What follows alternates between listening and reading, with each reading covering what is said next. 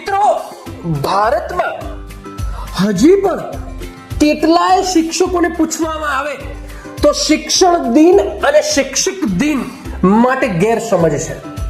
મિત્રો, શિક્ષક દિન 5મી સપ્ટેમ્બર છે, જે ભૂતપૂર્વ રાષ્ટ્રપતિ ડોક્ટર સર્વપલ્લી રાધાકૃષ્ણનની યાદમાં ઉજવાય છે. જ્યારે શિક્ષણ દિન એ મૌલાના અબુલ કલામ આઝાદની યાદમાં ઉજવાય છે, જે ભારતના પ્રથમ શિક્ષણ મંત્રી હતા, એજ્યુકેશન મિનિસ્ટર. અને ભારતમાં શિક્ષણ દિન 11 નવેમ્બરના રોજ ઉજવાય છે. એટલે કે મિત્રો, આપ જો શિક્ષક હોવ તો બાળકોને આ 3 તારીખ જરા સમજાવજો.